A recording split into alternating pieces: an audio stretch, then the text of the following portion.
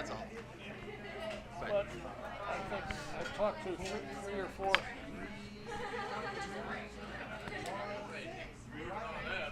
Welcome to the Autosportradio.com 2018 show. I'm your host, Don Kay. We are live from McGilvery Speedway at 30th and High School in the beautiful town of Speedway, Indiana. Tonight's show is presented by Honda and Honda HPD, the Indianapolis Motor Speedway, Verizon IndyCar Series, and SVRA.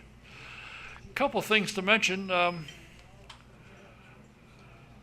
Some people are watching tonight, and it's amazing to me how many people watch online. My friend Gary Muley in St. John, Michigan is watching. Fred Jones in Muncie, Indiana is watching. There's some people from Safety Harbor, Florida, from Denver. My son watches in Hawaii, Dana Point, California. It's amazing. And that's just a few. I don't know a lot of them, obviously, but very impressive. Something I want to mention, those of you who know Dave Brown. Dave is not doing well at all. He's having problems, and his health is bad, and it's not going to get much better, I don't think. But that's just from what I saw and read about it, it's not good. And he's having a struggle. He's been there about 2 months after a valve replacement, and he's struggling something terrible. So we're sorry as all get out to hear about that. Next up for the IndyCar Series, of course, is the Mid-Ohio Honda, the Honda Indy 200 this weekend. I posted on my website where you can listen and what times the broadcasts are. You can watch it online, streams live on racecontrol.indycar.com. And then NBC Sports Network, I think, will televise the qualifying and, of course, on Sunday the race. So you don't want to miss that. Keep up with it. I know I'll be there. Next week, we're going to miss our beer tender. He will be off. It's his birthday. He'll be celebrating his 37th anniversary of his 21st birthday. He will not be here. And next week, the guest that I announced last week as being here, they had a problem, couldn't make it, but Alex Damron, the Director of Public Relations for the Indianapolis Motor Speedway, will be here, and Susie Elliott, who works for IMS and handles about everything. She's involved in everything I do. You'll find her very interesting. So she'll be, and I'm working on a couple of other guests that may be able to pull their way around and get in here. I want to talk very briefly about the Mini Indy Speedway that's located at the Indiana State Fairgrounds. It's the home of the Central Indiana Quarter Midget Association. They run there frequently. The track that they run on is built like the Speedway. It's got banking, wide straightaways and banking of 7 degrees and 9 degrees in the corners, and it's run all by volunteers. The family and so forth run the organization. And in March, a 6-year-old by the name of Ava Luttrell took a ride on the track and got hooked. She was at the arrive and drive day. She did 15 laps, and that was it. She's now ready for the 500. The Mini Indy thing has a scholarship cars that they loan to qualified rookie families. Ava was awarded one after 15 laps, and she ran it for the season. This past Friday, again, she's only a rookie, and she's just turned 7. She could probably beat me. In fact, I know she could, actually. She won her first heat, and she won her first feature at 7 years old. That's phenomenal. I invited her to be here tonight, but she said she has to be in bed at 6 o'clock, so she couldn't make it. But we will talk more about this from time to time and see if we can't help her out, help Grandpa and Dad and father-in-law, or other Grandpa, help them get along, and maybe we can do that. But when they had the karting thing at the Speedway, was it last week or the week before, she took a ride. They let the quarter midget take a ride around the Speedway. She's now ready for the 500. Her mom and dad said, wow. And Grandpa Steve Jordan said, oh, Lord. I want to remind you, if you have trouble with your computer, and luckily recently I haven't had any, but if you do, call Jack at Computer Overdrive. His number is 317-328-0766. If you've got a problem, I almost guarantee it, he can fix it. And if you're into the racing of drones, go in the back part of it and see Mark, and he'll show you he's into drones. He's got all about it. And he can tell you everything, and he's got what you need to go racing. And if you can't wait to see your dentist, do yourself a favor. Get one that you want to see, and that, of course, is the Indy Dental Group, Dr. Jack Miller, and his wife, Dr. Liz Lewis, have got a phenomenal practice, great people. For an appointment, give them a call, 317-846-6125. And upcoming at Gateway, the Vintage Indy Registry is pleased to announce that the Speedway Motors, America's oldest speed shop located in Lincoln, Nebraska, has partnered with the Vintage Indy Racing or Indy Registry as a sponsor for the upcoming open wheel icons at Gateway, August 24th and 25th.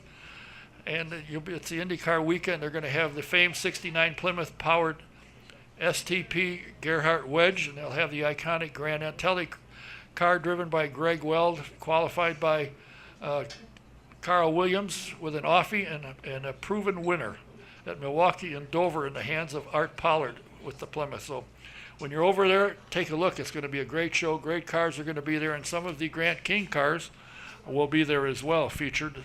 And I understand there's going to be maybe 3 or 4 of them, and they'll have their own little area. So you want to get there. And don't forget, something new, night racing to be part of the Pocono Vintage Celebration. They're going to put lights on the 5th mile temporary oval in the front straightaway, and they're going to run the smaller cars out there, plus the weekend will have all kinds of cars. They're expecting over 300. So if you're going to Pocono, you certainly don't want to miss that one. Get out there, and with the lights, they're going to start running at dusk or a little before, so when it gets dark enough, they can have lights to see. And they've got some great cars upcoming, so you want to be there and see that. And as I've mentioned a couple times, we're going to bring their car in. Bill and Stephanie Throckmorton are the owners of the Grand King Race Shop, and they can pick up 6 to 8 people and take them on a destination trip touring the shops in the area, including the Indianapolis Motor Speedway Museum. They have a limousine. We'll have it here if you want to see actually what you can ride in. It will be here. It's really quite great. If you want to book a flight or book a tour, or you want to find out more about it, give them a call. The shop number is 317-820-3959, or you can call Bill Sell at 317-371-0290. It's well worth the trip. You'll enjoy it. Now, my first guest is a young man that I am very pleased to have. He has joined the IndyStar staff. He came in as kind of an intern and helped in copyright and all that stuff, and when the job opened to be the IndyCar insider, they offered it to him, and he jumped at it. And the stuff that I've read and the people I've talked to that read it said, phenomenal job. I'm very happy he's here because I got a lot of questions. Hope heck he's got some answers. You got any answers? I got a couple. Okay. Please welcome Jim Ayello. Thank you. Now, obviously, when you were at Mizu, you paid attention. I tried. You listened. Occasionally. Okay, well, that's good. You apparently listened at the right time because, in my opinion, you're doing a phenomenal job. And most people to read it say, wow. You seem to be, from what I have ascertained, when you come in the paddock and you want to talk with somebody, they'll talk to you because you don't hand out nonsense. You write what they say. And you've had, I ran into you, not literally, of course, at the admin building, and you were going up to have an interview with Mark Miles. So you get around and get get the insight of what's going on. What are some of your perceptions of what is looking ahead in 19? Huh, interesting. You mean, I assume you're talking about the schedule here, because that seems to be a lot of the Somewhat, conversation. Yeah. Well, as we all know, that they've changed the finale up. They've moved it, I keep confusing, up north, down, up the coast in California. It's still in California. It's still all the way out there. So they moved from Sonoma to Laguna Seca. I know Laguna Seca is a track a lot of fans have fond memories of. Certainly the paddock has fond memories of it. I didn't cover the series while they were there, but there are a lot of, Bobby Rahal and Andretti and Penske. A lot of these guys have been there before. They like that track. And so they're looking forward to going back. Now, it came at the cost of Sonoma. IndyCar probably knew that was coming. Steve Page, the president of the track, made them pretty aware that he didn't want to compete with another race in Northern California. And he said if IndyCar decides the Laguna Seca is the way they want to go, that's the way, then they're going to lose Sonoma, and that's what happened. So Laguna Seca becomes the finale. I would say, if you noticed about the announcement and about the way things were worded, Laguna Seca was named the finale for 2019. It was not promised anything beyond that. There are some stipulations in the contract, of course, that if the sanction fees would be slightly lower if it was moved within certain different dates, but I think there's still some openness to other to other thoughts. I'm not sure about that 100%, but I can say that the way it was worded, that we're not seeing, it's not guaranteed that 2020 and 2021 will also be the finale in Laguna Seca, though I think that's probably the way things are headed. Well, I think, the way I read, they said, well, this is a destination because that's where the sponsors want to go. Yeah. I said, well, for Pete's sake, charter a plane, send them out there and buy them dinner. Good grief. And I've talked to a number of PR guys that are in the sports car world. I said, boy, it must be great to run huge crowds. They said, are you kidding? There's nobody here. There's not that many. I went to Sonoma, I think, 5 or 6 years, and I don't think collectively in all the time I was there, I bet there wasn't 100,000 people there, if that. The problem I saw last year was with this race was Joseph Newgarden, IndyCar's face of the new generation, the next big star for this series, a guy who sponsored. Don't tell Hinch that now, just or Wickens. Hinch is old now; he's 30. Oh, that's right. Has been. I know, that's right. Congratulations to Hinch and his lovely wife. They seem like it's a very cool story, the high school sweetheart. So, yes. But no, like I was saying, he's the future of the series, the face of the series, and when he's celebrating this championship, popping champagne, all the confetti's coming down, and you look around and there's a couple hundred people there. That's it. Yeah. And that just really wasn't, it didn't really have that feel of a championship, of a finale, and it was tight going into that race. If you remember, there were still, I think, 4 or 5 drivers that were mathematically into the championship. Really, it came down to it looked like Dixon, Pagano, and Newgarden, and it looked like Newgarden had a pretty good control over it after qualifying. But still, you were really kind of hoping that it would be a bigger turnout there, and so, but that doesn't seem to be, as you saw from what you've heard and from what others have reported. I've reported attendance isn't the number one priority right now at the championship. The number one, it doesn't appear to be. It seems to be right now the paddock wants to have a destination location for the finale where they can take their corporate sponsors, where IndyCar can take their sponsors and their partners out, wine and dine them, impress them. They like that this is at a championship place. I understand that. This IndyCar is a business. And so they have to do these things in order to keep sponsors in the series, keep them happy. I do. And I know you have some reservations because we talked right before this started. I like the idea of, one, I know a lot of people here agree, of ending on an oval, and 2, I like the idea of ending in the Midwest because that's where the base of fans are. So that'd be my personal preference. But again, it's a business, and Mark Miles has made, in my opinion, very wise business decisions as he's gone on. He's helped IndyCar elevate out of what wasn't so good a situation 4 or 5 years ago, and has helped bring them back to make them relevant. So hard to question his business decisions when it comes to this kind of a thing. The thing that impresses me about Mark is everything he's touched has worked. I mean, he played tennis at Wabash, but that hardly qualifies to take over the World Tennis Association and take it from a national sport to an international sport. Take guys that were making $30,000, $40,000, made them multimillionaires. So he knows what he's doing. Exactly. At the Super Bowl he was in charge of. Is he a football player? No, but he understands how to get the right people in the right place, and he's done that. That's why I have faith that this might be the right decision, despite people like me saying, hey, it would be nice to put the finale in front of all your Midwestern fans. I think Mark Miles would say, well, we have 4, 5, 6 races in front of our Midwestern fans. We have our biggest race in front of our Midwestern fans. It's good to put this product in front of other people in different spots. And like I said, I understand what he's saying. Well, they ran it when Ontario was built. It drew for the first 3 or 4 years. It drew well, and all of a sudden went. So they tore it down, built another one. They went out there and ran, and it didn't draw. I was at Riverside a number of times, and it started out there good, but it tailed off. What the problem is out there, I don't know. But you're right. I think the promoter of the year was right over here in St. Louis. He took a first race and built it, and this year I understand it's going to be bigger. They made some changes and improved it. Yeah. It's going to be even bigger. He knows how to promote. But the thing I hear all the time when I go and complain to these guys is, come on. And even AJ made the comment, IndyCar was built on ovals, absolutely ovals. And when he ran a road course, he almost killed himself, so he didn't care for that one. Elkhart's not one of, Road America's not one of his favorite places. No. But, I don't know. It doesn't make sense to me. I heard an interesting theory recently. I wanted to get your take Go on ahead. this. Chris Blair, who runs Gateway Motorsports Park, he was talking about, because he's obviously a big oval fan. He's got an oval there in Gateway. And he was talking about he thinks maybe oval success, because we've seen ovals in other parts of the country not work in terms of not drawing fans. And we said IndyCar is largely based on oval tracks. His theory, or at least his, he was putting this out there, is it a geographic thing? The further away you get from Indianapolis, the less popular ovals get. So we see Iowa does very well. Gateway does very well. Obviously, Indy 500 does very well in terms of ovals. Pocono doesn't draw quite as well. Texas doesn't draw quite as well. So is that the problem? Texas used to draw over 90,000. But it doesn't anymore. I know that, and I don't know if it's Eddie's not promoting like he used to before you came here. Eddie's working hard. Oh, I guess. But you weren't here when Danica and Dan Weldon had a fisticuff, and the next day, because they went from here to there, the next day Billboard, round 2 is here. He was right on top of it. That sounds like Eddie. And filled the place. And he was mad one year I was down there. He said that SOB Jerry Jones scheduled a preseason against us. He drew 92,000. Jerry didn't get quite that many. But I'm always told whenever I come and complain, I say, geez, come on, guys. I said, well, look at St. Pete.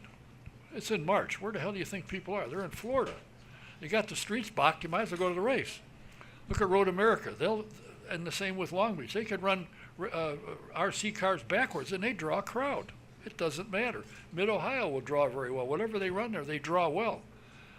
Big deal. Let's get the ovals and promote them. My idea for Pocono, and a friend of mine and I were talking about this, Union Station has thousands of people every day, in and out. Okay. Put a big screen television with highlights of IndyCar, put a show car underneath it, and a couple of gals in driver suits or something, handing out information. As far as I know, as of yesterday, nothing has been said. He's seen nothing in the paper, nothing in radio, television about Pocono. Okay. Yeah, I have to start looking into that a little bit and seeing what kind of market advertising they're getting up there. Well, he called me and said, guess what I heard today? I said, I don't know, a banjo. No, a promo for Formula E. So I sent a message, said, Formula E's promoting, where are you? And then I went, I sent back and I said, well, I realize there are races this weekend. I was told, don't worry, next week we'll be running. So far, I hadn't heard a peep. Okay. I think, if you want to draw people, you got to tell them. I would agree. I think that's part of the problem with what we saw in Phoenix, honestly. Absolutely. I had friends of mine call me and said, if you didn't send us something about it, we didn't know there was a race. Yeah, it wasn't great down there. No. But there was a lot of blame to go around there. The racing wasn't that great, so there's not a lot to promote in that way. Changed the track for NASCAR, and IndyCar didn't run. And that's what it was. Well, a lot of the money that track was getting was promoting NASCAR, so you don't blame them necessarily for promoting the product that brings them money. So it was tough. It was kind of a lot of different things going wrong in there. And IndyCar made the right call, or Phoenix made the right call and said, let's not do this anymore. Or change the track because prior again to your rival, when you ran at Phoenix, and you came here with the setup you use in Phoenix, worked really well right here. Okay. The setup you put in there now, you're in the fence. Yeah, didn't work. Wouldn't work. And obviously they didn't race worth a hoot. So, oh well. And I have a tendency to send emails to Mr. Miles and Mr. Fry with my opinions. Not that they care, but Mark Miles will respond. They like to hear as many opinions as they can get. And my suggestions are Richmond, Chicagoland, Kansas City, New Hampshire. Now, the last time they ran at New Hampshire, the crowd wasn't bad, but it was a rainy day. Yeah. And they were told, I was told that the promoter said, you bring us $300,000 for a title sponsor and you're back. Well, you need to tell me they don't have salespeople who can raise that in the New York area? Come on. So I don't know, but there's 4 or 5 ovals I think Hope will replace. And there's talk about going down to Homestead, Miami. Yeah. The last few times I was there wasn't that big a crowd there either. And that's one of the other reasons it went doo-doo-doo-doo. Yeah. But I don't know. What are you hearing? Those are, you hit all the big ones. I know that, in terms of replacing Phoenix, because I think they really do want to keep the oval count up to where it was. So if you lose an oval in Phoenix, you replace it with one. So I think the ones you mentioned, you're talking Homestead, Richmond, New Hampshire, Kentucky, those are the ones I think that they're having the many conversations with. I'm not sure about Chicagoland. I couldn't tell you. I would say keep an eye on it, not for 2019 necessarily, but I would definitely keep an eye on Nashville as a street course race. I know, but it's local, and what I'll say about street course racing in IndyCar is if you get it right, it ends up being one of the best events of the year. Toronto was a great event the other week. That's one of the few. Well, there's only 3. 3 what? Or 4 street course races. Oh, well, But St. Pete draws well and is a pretty good race. We saw that this year. Yeah. Long Beach was a pretty good race this year and draws well.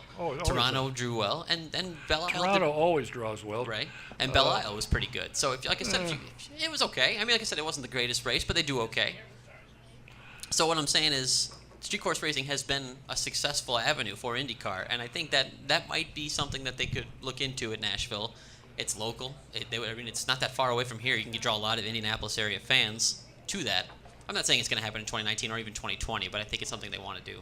They've talked about it, and I was surprised when they left the Oval that Firestone didn't say, "You're leaving our hometown," but they did.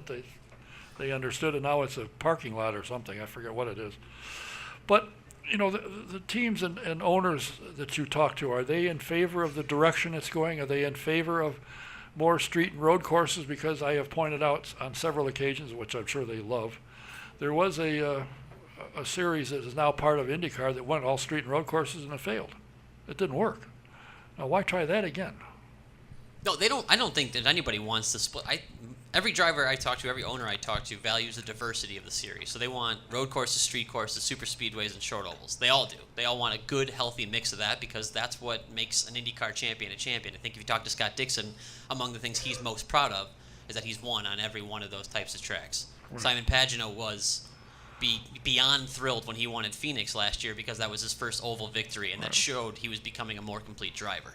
These guys value those kind of things. You talk to these guys about Brian Hunter-Ray, Tony Kanaan. They came up on a lot of these short oval tracks. They want short ovals in the series. They have different opinions as to what short ovals they want, but they do want to see ovals. And like I said, I don't think, they wanted Phoenix to work. I think they all wanted Phoenix to work just because it is an oval on the series, and it was a track that had a lot of good IndyCar history there. And I think they were all a little bit bummed that it went away. Now, it wasn't the best racing, so they weren't totally bummed. But like I said, I think they do want to see more ovals. What are we at? 6 right now, I think. It's not a bad number. It's not a great number, but it's, like I said, losing from there. And what's going on with Texas right now and Eddie, and they're negotiating. There's a lot of rumors about Texas getting lost. I think that would be I don't know about a mistake because I don't really know about the negotiations, but I think that would be tragic for IndyCar to lose its super speedway in Texas. Another place where it's got a ton of history and used to be one, like you said, used to draw near 100,000 people. It's a great track. They're again figuring out. I thought they struck a nice balance there this year. It wasn't the chaos of last year, but I don't think it was boring this year either. And I think, as Jay Fry has said 1,000 times, this is year one of the new Aero kits. You got to give these teams and the series a little time to figure it out, and it looks like they have in certain places. I think the street course racing has been among the best in the series so far. It looks like they've got that down. Now, a couple other things. Iowa, I think we had like 1,000 passes at Iowa. That was a good race. 955. Right, so I think they're starting to figure this thing out. With Pocono, they're going to adjust the wing a little bit and try to generate a little bit better racing on super speedways. Just need a little time to figure this thing out. So I hope that Eddie and Mark can work something out and bring IndyCar racing back to Texas, because it would be a shame to lose that oval. Well, I posted something that came out of Eddie Gotchi that said, Indianapolis, relax. We want to be back. We want you here, and they got to work it out, obviously. But one of the tracks that I was really sorry to see go was Richmond, because I was there with Mark Janes when he was reporting from the turns, and I sat up with him and I spotted he watched the run, and I was watching behind what's going on. And the last time we were there, we both said, with the way the crowd is coming around, we were by ourselves for a long time, and that crowd is getting up to turn 4 and coming around to turn 2. He said, another year or so, we're going to have to find somewhere else to sit. And they pulled the plug. Yeah. I hear that they would like to have IndyCar back, and that was a great track. Great place to run at night. It was fabulous. And the NASCAR fans said, man, these cars are fast. Wow. And I said, yeah, they are. Anywhere we can do IndyCar night racing, I'm a fan of. Night racing to me is among the best. It's among the best products you can watch. It's just a blast. So much fun.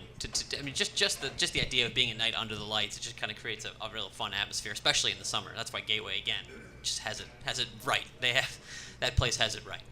But when you watch the cars at night, of course they don't send them out like my car. It hasn't been washed in a month. They're shiny and sparkly, and it's really, really an attractive thing to watch. It's like going out and watching NHRA at night. During the day, you don't see the fire at night. Say, where'd that come from? It's there. You just can't see it during the daylight. What is your opinion? What would you like to see happen? What would as a relatively new involvement in the sport, what attracts something to you that you'd like to see happen? In terms of the track? Yeah, in terms of the series, of the whole thing. Oh, well, no. I mean, I think Kentucky is an ideal situation for IndyCar. Like I said, I've let my bias show on this. I like to see. I like covering races where it's a full house. I love the atmosphere of that. I think the drivers thrive on that. They love seeing fans around and the place getting. I mean, nothing's going to be Indianapolis, but anything that's even close is a lot of fun for them. So I think that if you can get an oval, and if you can do anything near that kind of excitement, that's what I'd like. And I said, this is the base, this is the hub, the Midwest. And so the more races you can put in front of these fans, the better. Now I know you need to grow, but IndyCar is in this place where it just needs to get its fans locked in and get its schedule locked in and get some data equity and do all those things, and then continue to grow. Now again, I'll say it 1,000 times. You mentioned Mark Miles, most of the things he's touched have turned to gold. Jay Fry has done a great job with this new car. The paddock's very pleased. So I think the direction they decide to go is one that makes a lot of sense. But again, for me, that's the way. That's what I'd like to see. I just like to see more Midwestern races mostly. I have been also very, as you mentioned, very impressed with Jay Fry for several reasons. One, not that he was a NASCAR owner, but he was a team owner. So he had complaints, and he moaned to somebody about it, and so he understands that when they come to him, he gets the picture, and he will listen. I'll send him a note about something, he'll answer me. Probably said son of a, but he does. No, in Iowa, when Wickets had his problem about the weird ending there that happened when they wanted to go green and it didn't end up happening, they stayed yellow, and Wickens was upset. I gotta say, it doesn't matter to me where you came down on that, on whose side was right, who was wrong, what happened there. To me, what was important was there were a couple of media members, me and Steve Wittich, who I think you've had on this show. Oh, yeah. We were standing outside that trailer waiting for them to come out, and they didn't shoo us away. They didn't say, we'll have a statement for you. They invited us in. They explained the situation. They told us what they thought. They allowed us to ask questions and then write the story based on that. Now, to me, again, agree, disagree, I don't care. I thought that was admirable, respectable, at least to explain your decision. You had Kyle Novak was there too, so you had the head of race control there explaining why he did what he did. And their way, fans, drivers, everyone knows why this call was made the way it was. To me, that's what you need. You need them to stand up and say, this is what it was. Don't hide behind anything. I mean, these guys there was a plane taking off not that long after. They could have hopped on the plane and said, we'll deal with it tomorrow. They didn't do that. They waited, gave us an answer. So to me, that was a great thing to see out of the whole series. Something I'm also impressed with, and a lot of people have noted, they don't call mamby-pamby penalties. I mean, they used to call them, if somebody passed and gave you the finger, they penalize them.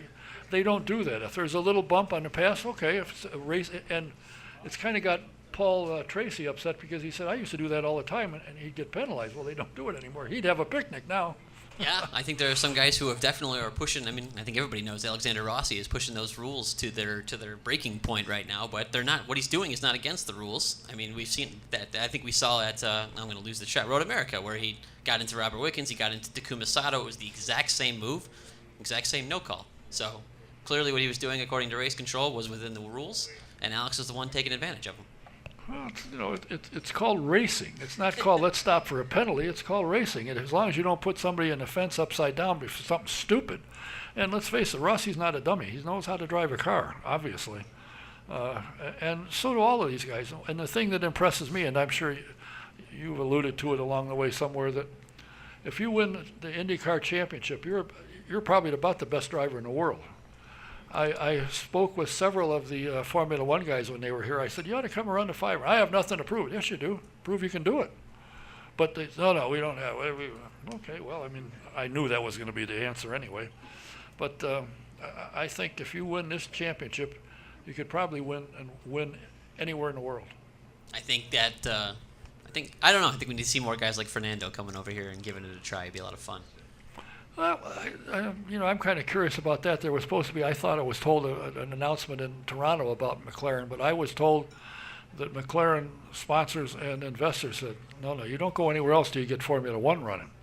So the likelihood of them being here before 2020 or 2021 probably isn't that good. That's what to me, it was a lot of talk about, I don't know. I think to me, a lot of hot air, honestly, what happened was, and I mean, don't get me wrong, I wrote about it because a lot of people were talking about it, and we had Zach Brown, he was in Detroit, but it was one of those things that Zach spelled out pretty clearly for us a few months ago, which was until we figure out what's going on in Formula One, until we get McLaren in the top 2 or 3 every race, there's not a lot of room for expansion. And then all of a sudden there was a lot of talk about it, and I just thought, well, you guys really haven't sorted out the thing that you were talking about, and I think that's ultimately was going to keep them from joining the series this year. We'll see what happens in the future, though.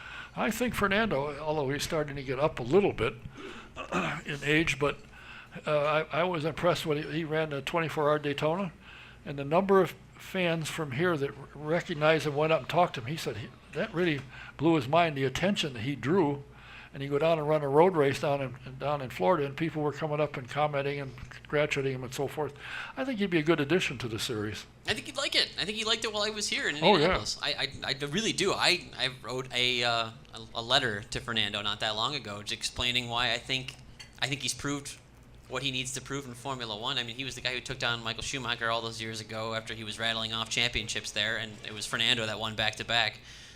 I don't know how. I mean, Schumacher's one of the greatest of all time. So after doing that, I don't know how much more you have to prove in Formula One. It'd be nice for him to be able to bounce back and win a championship there now, but it doesn't really seem like he's got the car. I think it'd be kind of cool for him to come over here and start showing the world, hey, I can win an oval series too, or series that has ovals and road courses and street courses and all kinds of crazy stuff. I can win that too because at 37 years old, I'm still the best driver in the world. I think he'd like to show, he just won Le Mans.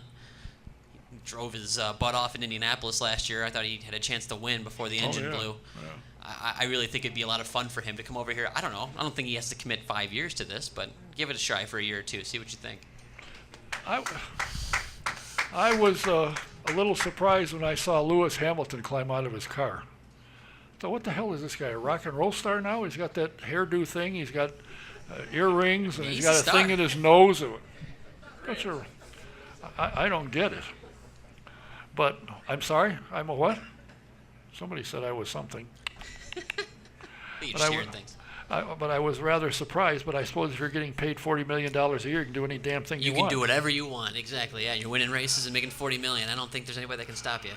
Jeez, that's although he has to do a lot more than the commissioner of the NFL, who for $40 million. That's a different story. Yeah, I know. I don't want to get into it. Now you cover the Colts, do you not? Yeah, I was out there for I did a little training camp story the other day. Just got my feet wet. Will you be up in Westfield? Yeah, that's where I was. I got to do the kind of did a little media tour, saw where everything was. It's an incredible facility. I mean, obviously anybody that's been up to Grand Park knows what an insane facility that is, and it's crazy to me to think that you can have Colts camp going on in Grand Park and then in the same place have no idea that that's going on and have baseball tournaments, and they're going to have a massive flag football tournament all while hosting Colts camp. That's how big this place is. And I think they're going to do a pretty good job. Obviously, they've hosted, hundreds of Midwestern tournaments, high school and Little League and all kinds of stuff around here. So, yeah, I think they'll do a great job. And it should be fun. I think fans are going to have a good time. Pretty cool access. I got to see where the fans will sit and watch the practice and things like that. They'll be up close and personal. A lot of room for kids. I feel like I'm doing a promo for the Colts, but I really liked it when I was there. A lot of room for the kids to kind of wait and get autographs after practice. I just think it's a really cool place, and I think fans are going to enjoy watching it there. And they said they got double parking. I think you park on the site or nearby to walk over for $5. $5, yeah. But you can park off-site and they'll bus you in. They'll shuttle you in, I know. So, feels like an easy decision, doesn't it?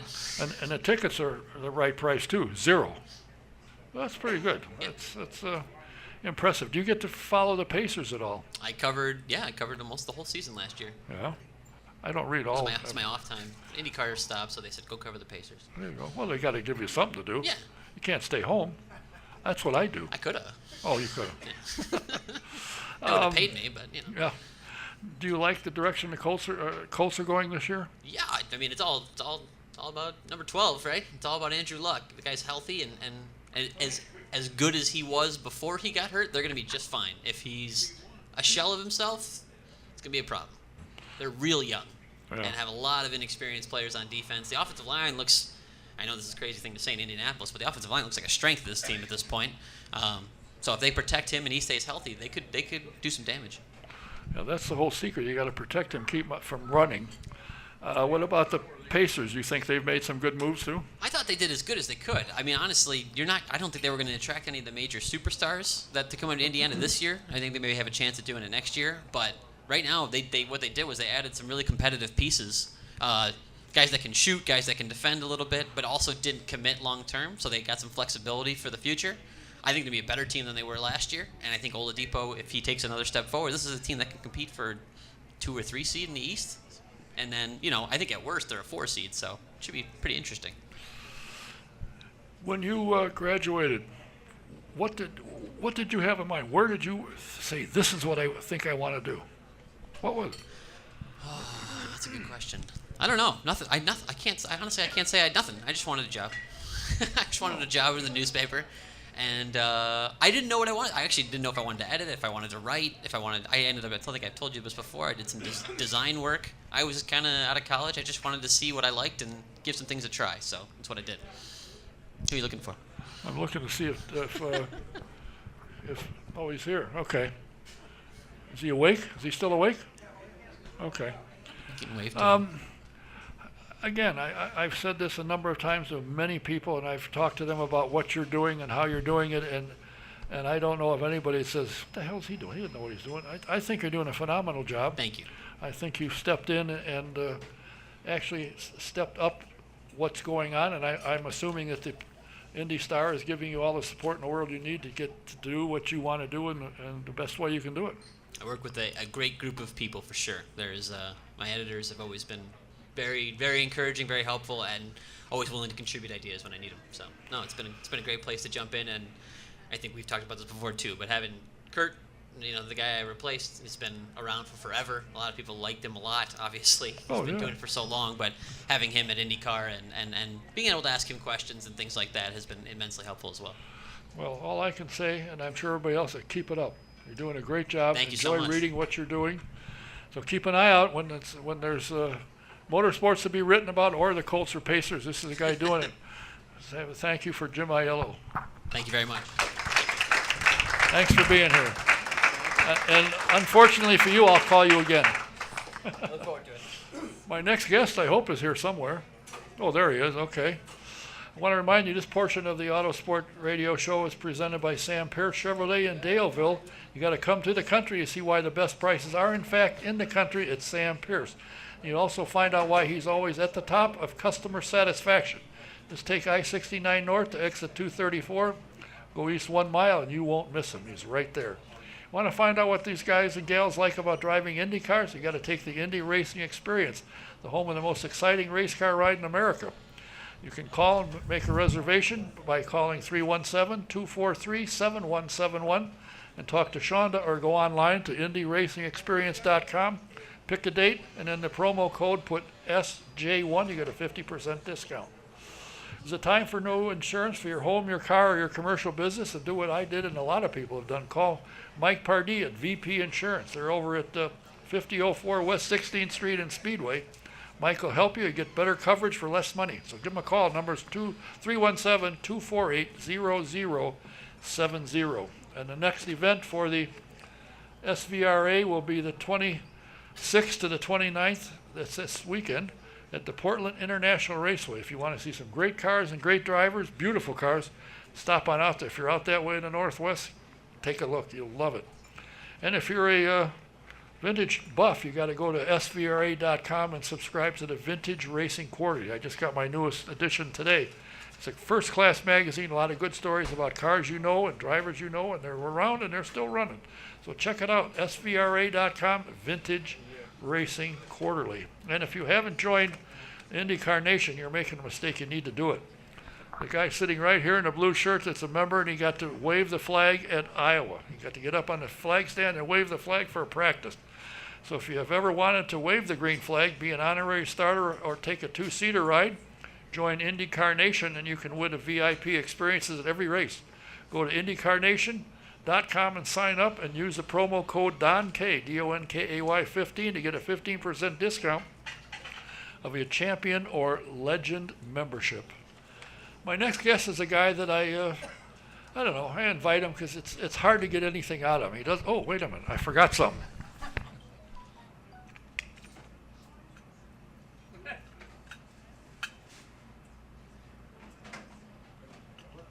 All right, I'll hold it up.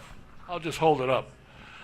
Among other things, besides being an outstanding race driver of his own for a number of 17 years, I believe, he has, believe it or not, been a sports reporter, a race reporter for Wish TV for 30 years. What a guy. And that, believe it or not, is even amazing to me. That I would stick people like Anthony Calhoun or Will Hampton or Chris Woodlick. Remember all those fellas? Oh, yeah. They caused me to lose my hair. Wish TV cost me my hair. Yeah, okay. At least they pay me. That's good. But he is also the father of a young man who will be getting back into a car this weekend. Connor drove at Toronto and did an outstanding job in a car he'd never been in, and a racetrack that he'd run on, but never run in an Indy car, and in practice and qualifying, and he ran the race. He did a phenomenal job. He's back in it at Mid-Ohio, so got to watch out for that. Please welcome his dad, the one, the only, Derek Daly. Thank you. Thank you. Good to see you. That's nice to be seen. It was good to hear Jim. I had never met Jim before. I just saw his name on the byline of all these stories. But he's I don't know if he's still here. He's a good guy. He's very enthusiastic about the sport, which is a great thing to have in the media. Yes. And I think he does a great job of writing. He covers it well, understands it in a relatively short amount of time. Doing a good job. What are you doing? I tried to get a hold of you. I texted this guy enough that he said, "Oh shit, not him again." And you spent half of the summer in Phoenix. But I actually wasn't there. I just used that as an excuse. That's what I figured, but it worked. It worked. What are I'm you still up to? pretty busy. Yeah, you're pretty. Are you making a lot of appearances? I know you're gonna make one. He was talking about somebody that you're going to be a speaker at some upcoming event. Oh yeah. PRP convention. I'm not. Is it? It's here in Indy. St. Louis. That's right. Early August. Yeah. I just did a mega event with Mario Andretti. Mario did a lot of keynote speeches for a long time, but he won't do them anymore because he said, quite frankly, I don't want to have to prepare anything, and I don't ever want to be under pressure. I just want to do whatever I want and pick and choose. But what he will do is moderated events where you have somebody like me who will, set the platform for him to tell his unbelievable stories. So I did a really mega event in Indy 3 weeks ago with Mario. 1,800 people for lunch. And then we were on stage for an hour. He tells stories better than he drove. And you know how good he drove, right? That's how captivating he was on stage. So it was an unbelievable event. So we might do more of those. And it's just a lot of fun to talk about. With Mario, obviously the history, but the stories of some of the things that they did on the way up, and he and Bobby Unser in Europe, and I mean those legendary stories that, quite frankly, you don't hear much about today. But it was a special event. Now you have an organization of yours that is called Motivation. Mm-hmm. Are you still busy with that? Frequently? Yeah, I mean, that's really the only thing that I do. I do these keynote speeches and it was a career I fell into. Remember, my television career happened by accident. I literally fell into it. When I had my accident in Michigan in '84, I did an interview with ESPN. About 2 months later, that interview turned into a 10-year contract. So unknowns to me, without any formal preparation or training, I suddenly became a television announcer. So I was racing and doing television at the same time. So when I stopped racing, television was sort of a natural career that went on for another 24 years. And the motivational speaking happened the same way. Someone would say, would you come and, talk to us after lunch and just tell us some of the things that happened in IndyCar or racing in general. And so I would go and do something, and then they say, well, what if we paid you to come and do something else? Pay me? Really? And then they started to pay me, and then I had a bureau, an agency say, well, what about if we represent you? Represent me? You mean this could be another career? And suddenly the whole thing started. So they say the Irish are good storytellers, so I use that to great effect if possible. A bit of Irish blarney goes a long way. And I've been doing it now for 15 years, and it's unbelievable. I just had 2 requests to go to Monaco, one in September and one in May next year, the weekend before opening weekend at Indy. So, I mean, it's amazing to think that I can talk about the platform that, intrigues me and has been really my whole life, and enjoy it and travel and still get paid for it. But you don't just up and tell stories about you. You are used as a motivation. Here's how motorsports it's very seldom connects stories everything. about me. It's the platform that I happen to be involved in. So when you talk about the platform of racing, for example, tell me, and I often contrast the NFL. And I would often contrast the fact that in Indianapolis we had Peyton Manning here for 14 years. And he was renowned for what? Preparation. I mean, he would prepare at the highest level, maybe higher than any quarterback in the NFL at that time.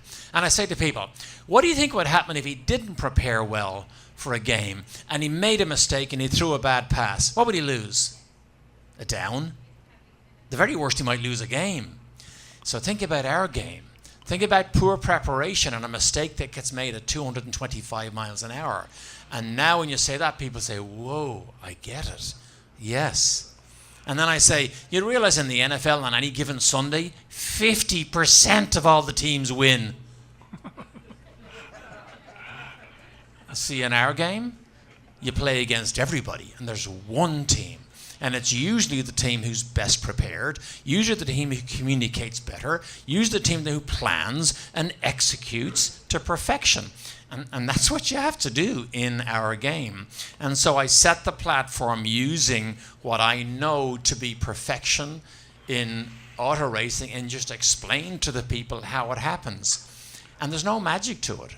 Everybody can do the same thing, and everything they do every day, they just have to have the desire to want to do it at the highest possible levels. And you connect that with their business, because what you do here, you've got to do the same thing. It's so easy to connect with our business. You know, you say things like, you realize the zone of peak performance is not a crowded place.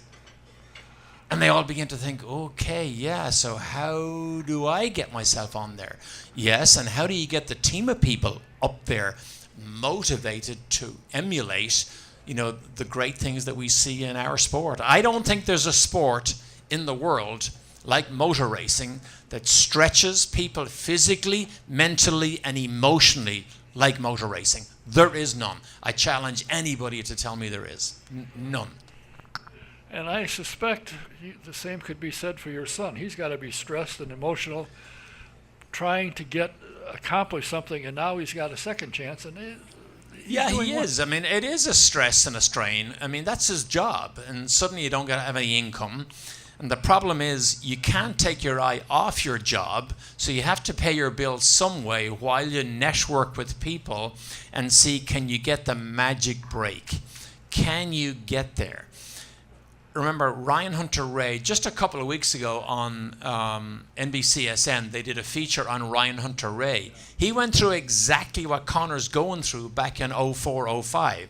Couldn't get a ride, drove 2 races, dropped again, drive 3 more races, and Michael Andretti gave him a crack at 4 or 5 races. Bang! Suddenly it all went well at Long Beach, and the momentum was there.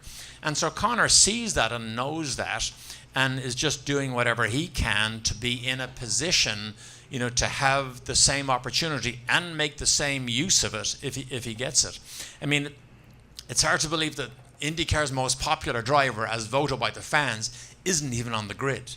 You know, that's how difficult it is to get yourself in and get yourself into a competitive environment and have the consistency to show that you can do the job, because it's hard to do on a, you know, drop in, do it on a 1 race and then just be told, well, you know, hang out and maybe you'll get another go. I had seen sometime last week that he was, I didn't hear anything from anybody else, but it popped up he was testing at Mid-Ohio. I said, oh boy. Yeah, there you go. And so what he brings to a team is he has outstanding feedback. Right from his mid-teenage years, and particularly when he went to Europe, he was forced into the discipline of feeling what the car does and accurately give the information to the engineers so as they can actually have a logical development path. It's what I call in my book, field-sensitive driver. Yes. You can feel it through the seat of your pants, you can relay it, and the engineers now know that's actually what's going on. Like Zanardi, DeFerrin, Scott Dixon, they're all great field-sensitive drivers. There's another type of driver which is an instant reflex driver, right? He is fast, will drive the wheels off the car, but really has no idea what's going on in the car while he's doing it. Now, there's nothing right or wrong about field sensitive or instant reflex driver, but you have to know as a team what type of driver you have, because they need very different support. I'll give you an example in football. Peyton Manning is your field sensitive quarterback.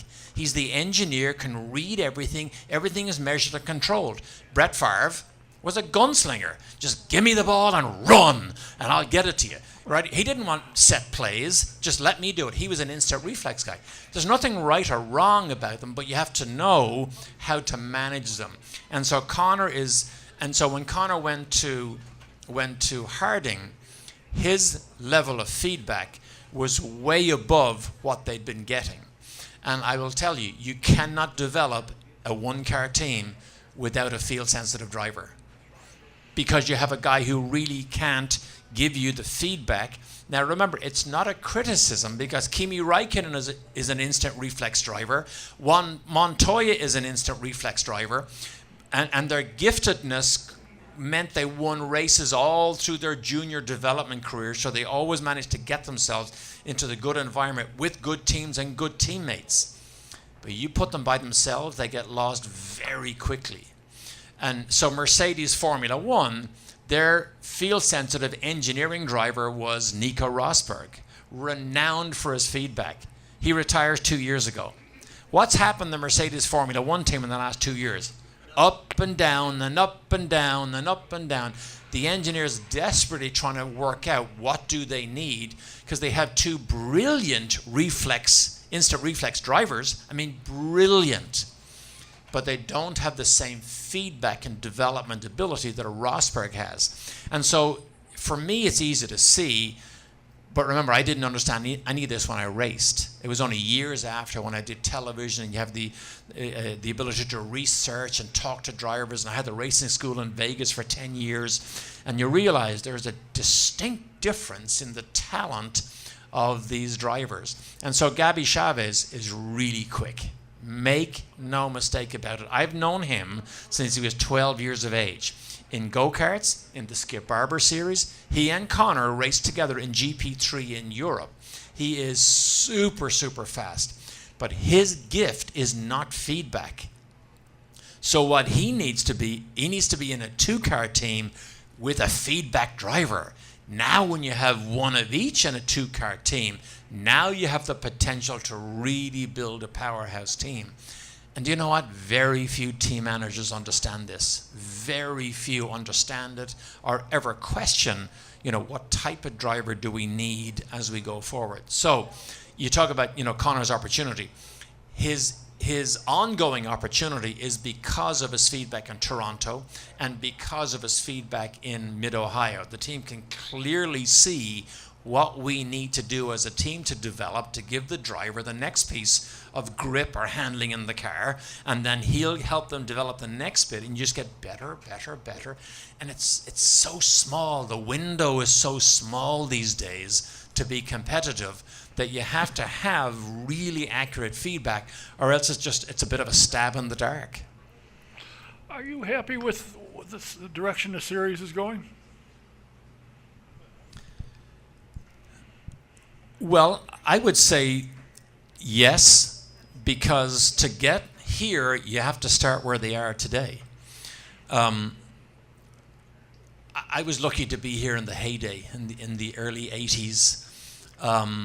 In television time, I was lucky to be here in the Mansell era, when a world champion actually thought it was a legitimate career move to go from Formula One world champion to IndyCar. I mean, they were such great days. When we went to even races as far away as Australia, I mean, IndyCar was mobbed when I got to Surfers Paradise. We don't have that human drama story interest anymore. And it's not easy to say, this is the thing we need to fix. But without a doubt, from my time in television, I like where they are now, because everybody's really interested in growing this, but it'll never grow to where it was unless people care. Right now, not enough people care about what's going on. You understand what I mean by that? Is it you're talking about the league officials, the series officials, or the fans? No, the fans. The fans don't care enough about the sport.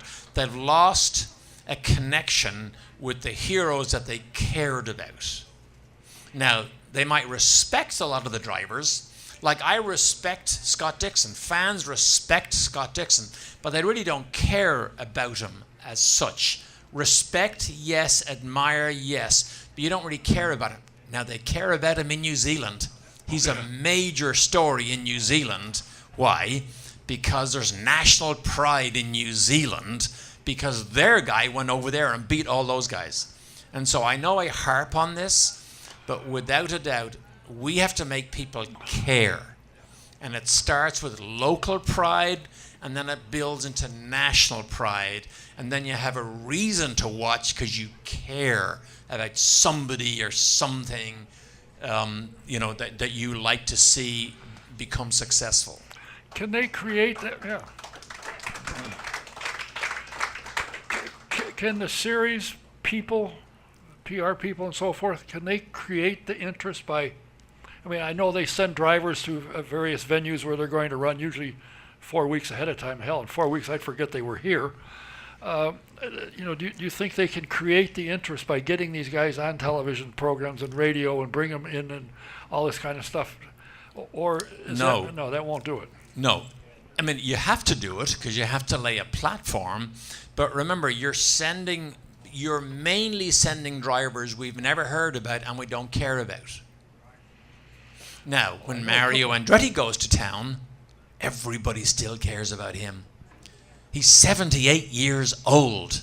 Hey. Or as I introduced him 3 weeks ago, 78 years experienced. People still care about Mario. They flock to listen to him at lunch.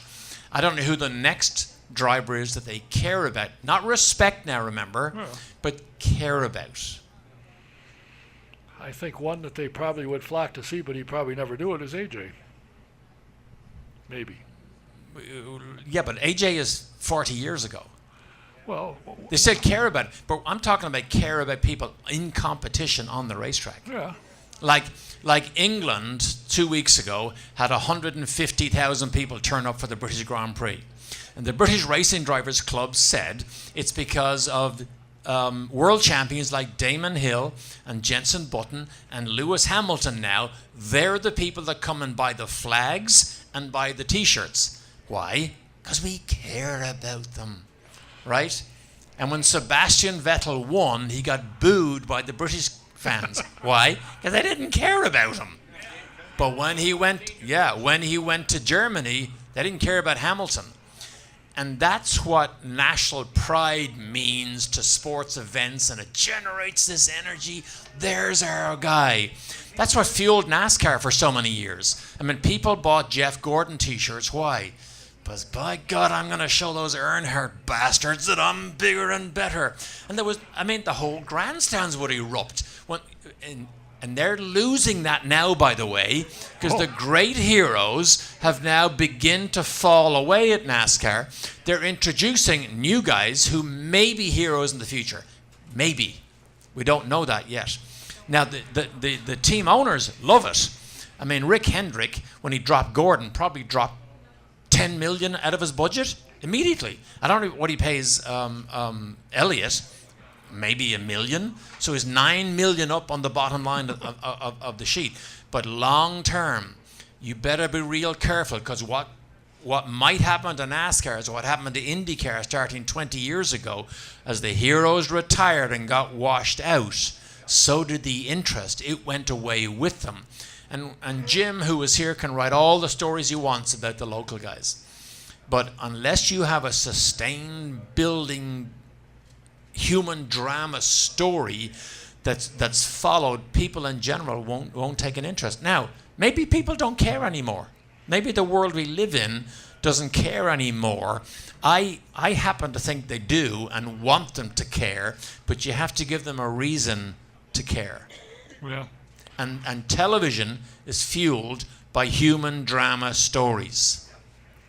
We ran out of human drama stories in IndyCar about 15 years ago. and I want to see that. I want to see that come back. Well, from the crowd that turned up in Toronto, obviously, the Canadians made a difference. Even today, Why? Paul Tracy, Hinchcliffe, and Wickens. Thank you, Hinchcliffe, Wickens, and Paul Tracy on television. Right. So the Canadians are taken care of. Right. Right? Yeah. The greatest thing that could have happened to IndyCar in the last 15 years was Marco Andretti become a kick-ass driver and win and win and win and win. And anybody that comes over from the rest of the world, like I came in '83, bang wheels, put me off the road and go take the trophy and wave it and say, yay. People would have loved it. But it didn't happen. And Graham Rahal's on the verge. He can't quite get there with sustained winning ability. And that brings up, another issue. We're in an era of spec cars. Yes. It's really hard to get excited about a yellow one versus a blue one. There's something missing there. Now, it has created the most competitive form of racing on the planet. It has. And IndyCar will tell you, we have the greatest racing, and that's why people should come and watch us. It's not. That's not why people go to the races. The Canadians didn't flock to Toronto to see how great the racing was. They only went for one reason, to see how their guys, waving their flag, took on the rest and hopefully sent them home packing and keep the trophy in Canada. That's why they went. That's what the human drama story. The good racing was an add-on bonus. It's not the reason to go. It's not. You spent 30 years in television. You got 10 years, you could join the IndyCar and maybe help them out. No, I don't have 10 years. I couldn't. I'm not politically motivated. I couldn't stand the politics of what goes on to make things happen. But to your point about national pride, they have a driver in the car for the third race this year who is very popular with American sports. He's proven himself to be able to drive, and now he's getting a chance. And I would like to think when they put a second car next year, Harding will have Connor Daly in one. Well, we don't know, and those things. I know. I'm a great believer in we sort of end up where we're supposed to end up. And these things take care of themselves. If he genuinely is good enough, I think he'll get the chance to eventually slot into the right position. Now, when that happens, hopefully Joseph Newgarden is really coming on strong, because I think he's going to get even better. Then the two of them can mix it up and bang wheels, and then get Rossi in there too, and get enough Americans in there to dominate, and then win and win and win and win, and slowly build this interest in sustained winning ability with somebody, American hopefully, on the grid. I happen to think that's a major step in how we build the interest again. I do. Do you remember when what's his American name? flags? You remember when Earnhardt was winning everything? Yeah. And the people booed him. He got popular again when he started to struggle, when Gordon came along and Tony Stewart and gave him some competition. Then all of a sudden they fell in love with him again. Mm-hmm. So, it's... And I don't know whether we'll ever see an era again where Richard Petty came along, the king, and won 7 championships. I mean, he became a true legend because he won so many. He's revered today like Mario is. Earnhardt, in the era now of spec car racing in NASCAR, where everything is measured by a laser when they go through tech, I don't know whether teams can have an advantage anymore to win consistently, to become the heroes that Earnhardt was, and Jimmy Johnson was in the past, and Richard Petty was in the past. So, we are in a bit of a different model, but it's going to be really interesting to watch NASCAR now that a great number of the heroes have retired, just to see can they keep the human drama story going. I quite frankly think they'll struggle to do it. They're struggling to get people in the seats, number one. And to me, stopping the race so the driver could have a soda or whatever wherever they're stopping it, and then restarting it. That makes no sense. Race, go out and race. You mean the stage racing? Yeah, I don't get it. And that's an experiment to try and see. We live in an era now where the attention span is shorter. No, well, I mean, it is, isn't it? And so people have complained that NASCAR races are just too long. How many people here actually sit down and watch every lap of a NASCAR race these days? I don't. I can put it on, and I'll watch it, and I'll go about doing my stuff. I'll make sure I record. I'll look at the ticker across the top. If anything interesting happened or somebody fell out, there was an accident, I'll just speed back to it. Boom, watch it through, and then just go on. Very few people now sit down to watch the whole race because the attention span is shorter, and that's why they have the stage racing. Shorter attention spans create the artificial interest, and see can you generate enough eyeballs to stay for long periods again.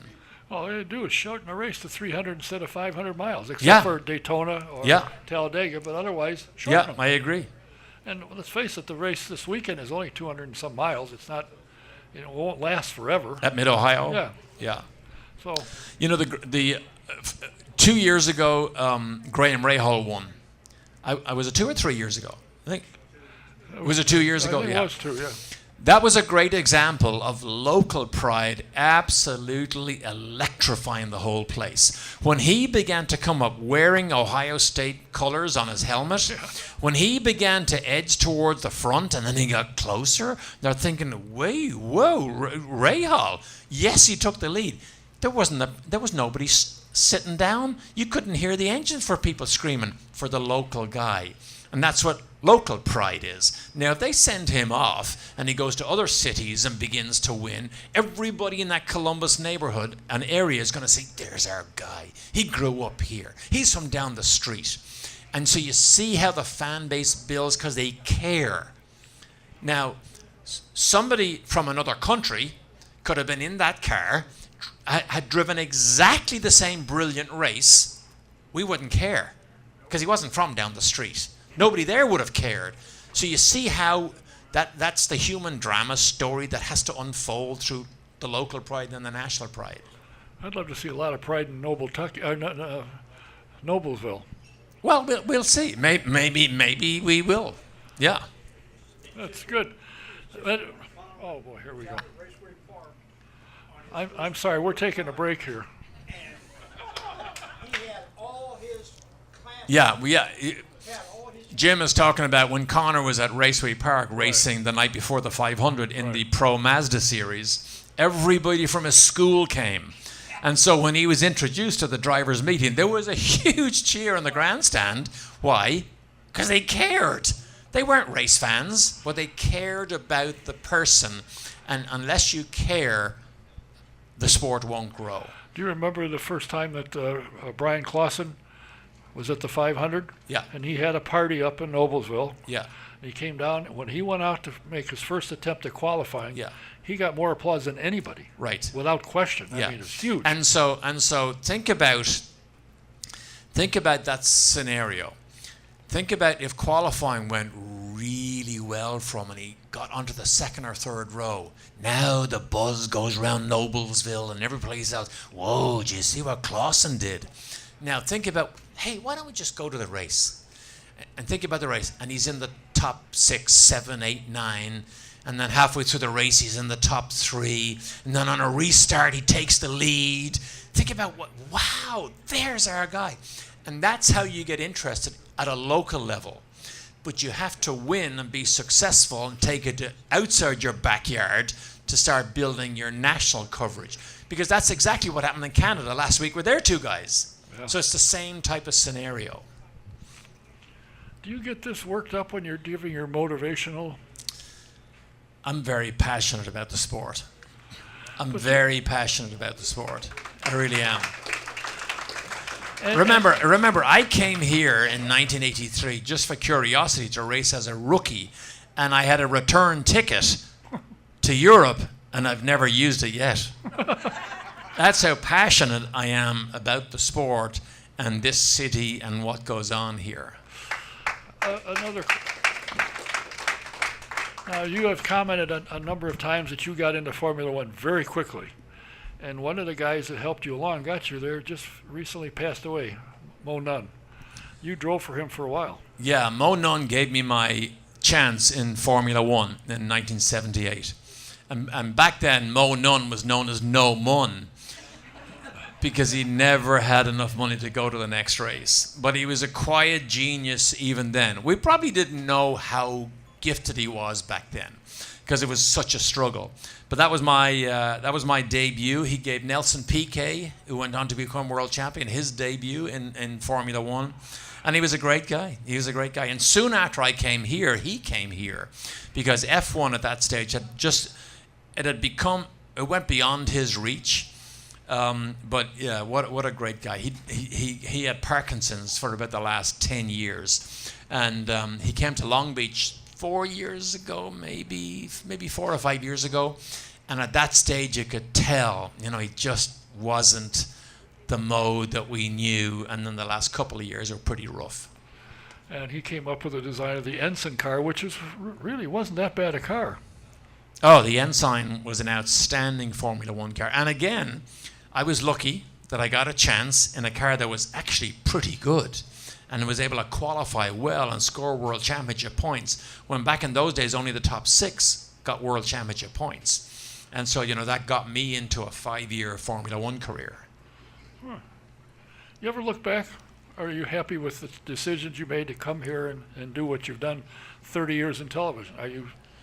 Yeah, it's been an amazing ride. There was a story that written just last Wednesday that came out. An Irish journalist who just, it's 40 years since I raced Formula One for the first time in England in July '78. And so he did a piece. And when I read it, it's an amazing journey for me to look back at what happened. Because if I saw that happen to somebody else, I'd say, whoa, how lucky was he for all those things to happen. And the last 30 years went really fast. So it's amazing for me to look back and see all the things that happened. And to think that I have a son in racing who's older than I was when I was in Formula One. I mean, that just completely blows me away. But, I'm a bit like Mario. I've never had to work a day in my life, really. I've never had a legitimate job. I've always been able to fake it long enough in the sport, to still stay directly involved and enjoy it and get paid for it. The most amazing thing still sticks in my mind when you were here right after Wish TV was sold or bought or whatever happened to it. And I said to you, do you have a problem? Did they want to keep you? And you said, yeah, and I got a pay raise. Wow. Exactly. Yeah. Wow, that's pretty good. Yeah. Yeah. Well, I pester you from time to time, and it's as far as I'm concerned, it's worth it because, as I said when you get here, if you got a question you don't want to hear the answer, don't ask it because you will answer it, and you're not looking necessarily to make friends. You want to make something better. And very often when I was in television in particular, drivers would get pissed off at stuff that I said. And I remember Scott Pruitt accosted me in the paddock one time, absolutely livid mad of something I said on the race before. And I said to him, Scott, did I say something that was factually incorrect or something that you just didn't like? Because if it was factually incorrect, I will apologize on the air. And he says, yeah, but it was my mother. She didn't like it either. I said, was it just something you didn't like? And so I try to stick to that rule that, don't be swayed if they don't like it, because, you're paid as a commentator to comment on what you see. Right. And so, it went on for a 24-year career doing Formula One and IndyCar, and now it's 30 years in Wish TV. So being fairly straightforward and open obviously must have some benefit, because they still pay me. Yeah. and they still want you around. They don't pay me as much as you get paid now to host this show here. Don't believe that, dear. Do you send the hat around after every show? Please buy Don a pizza. Well, I always enjoy having you come here. I appreciate you taking the time because I know you are on the move a Every lot. time you send me a text, I know you're stuck for a guest. Yeah, somebody turned you down. Yeah. Well, then why have I been after you for about 6 weeks and you've been in Phoenix, Arizona playing golf or something? I don't know what the hell you're doing down there. No, I don't play golf. Too slow, doesn't make enough noise. Speaking of that, this crossed my mind and I forgot. Do you think Formula E electric will ever come and run the 500? Oh, dear Lord, I hope not. Formula E. Yeah. I can remember going to Formula One races. And so you park the car out in a field somewhere and you hear this. And you can't wait to get up and see these noisy, flame-throwing, backfiring race cars. I mean, the noise is quite frankly what attracts me to half of the sport. I mean, it's unbelievable. When turbos came in, I hated them because suddenly it was all muted. And now with electric, I mean, tell me what excites you about a golf cart driving down the street. There's only one golf cart that excited me, and that's Tom Sneeva's. It goes 110 miles an hour. Otherwise, yeah. And that was a gas-powered golf cart. That wasn't electric. So I said, Michael Andretti runs a team over there. And I said, Michael, I'll never, ever go to a Formula E race. I just wouldn't allow myself to go. He said, you need to go because it's the future of the sport. I said, if it's the future of the sport, I'm done. I'm going to go do motivational speaking. But the interesting thing is, every major manufacturer is now involved in Formula E because they literally have sent their engineers to go and accelerate everything they need to know about electric motors and battery capacity to see, because we're not going to be driving anything but electric in probably less than 10 years. Reason why I don't know that, but my youngest son, Christian, Connor's younger brother, races. He's a professional jet ski racer. The battery for his jet ski weighs 12 pounds.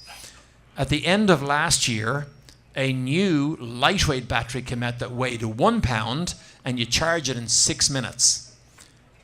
When he replaced his 12-pound battery with a 1 pounder and charged in 6 minutes, I thought, it's over. We're done. Everybody's going to have electric cars because they're going to charge so easily. And so that's why all the major manufacturers now are in Formula E, so as the engineers learn everything about battery capacity and electric motors, and it's only a matter of time. We're all going to be driving high-powered golf carts.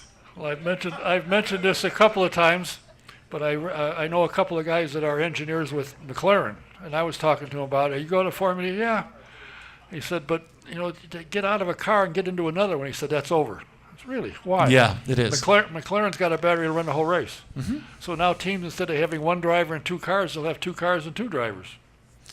Maybe. Oh, yeah, they have, yeah. The latest generation of car. Has anyone ever seen the car? It looks good. Yeah. I mean, it's a sexy looking thing. I wish IndyCar looked that good. I mean, it really looks futuristic. And the New York race, Ruthie was saying she was there, and she said it drew a good crowd. They draw well. Yeah. Well, the crowd at the moment for that is novelty and curiosity. Can they sustain that? Remember, 220,000 people came to the first NASCAR race here. Novelty and curiosity. And now you wouldn't get 25,000, maybe. So novelty and curiosity always fills the stands in the first couple of years, 2 or 3 years. Can you sustain it after that is the key. And Bernie said we're not sustaining it in Indianapolis and we're gone, essentially. Yes. It went up, it started. You know what irritated me when Formula One came here? Tell me quick. Oh, you have to take a pill? No. I'm just excited to hear what it is. You were here for the first race. How many Ferrari flags and shirts did you see? Holy Toledo. A lot. Oh, my God, they were everywhere. Yeah, and somebody said, Ferrari's largest market is obviously America. They sell more cars here than but you can anywhere go else. to any race in Formula One, and there's flags flying everywhere. And it irritated me because I was dumb enough I bought a seat, and the person in front of me had a flag. I couldn't see the damn race. Oh, well. Did you tell him? Yes. Did he understand you? No. Did he think you're a redneck from the Midwest? No. he wanted to hit me with a flag. All right, we got to go. I thank you for your time. I appreciate it very much. Thank you. Are you going to Mid-Ohio? Yes, Tell Connor good luck. I will. And I'll tell him hope- everybody in McGilvery's will buy him a pizza if he's on the podium in Mid-Ohio. Remember, he almost won it 2 years ago. Yeah, he Led did. until 5 laps to go. Yeah. Had to do a splash and That'll go. be great. That'll be great. Get him in. Hope it happens. Good luck to you Yep. and whatever Thank you're you. doing. And stick around. I have something to ask you about before you leave it. Okay. Thanks for being here. Connor Daly's dad, Derek Daly.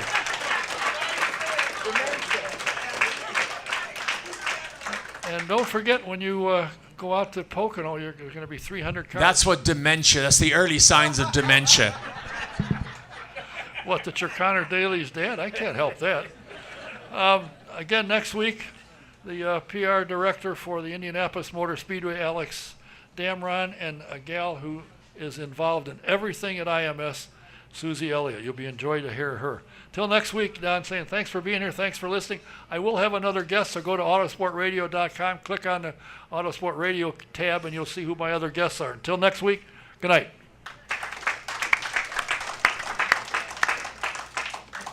I had mentioned to you about a friend of mine that he just came out with a book. He's one of the original SEALs, Navy SEALs.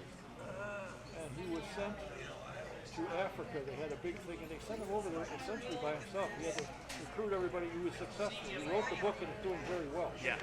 I have said, you need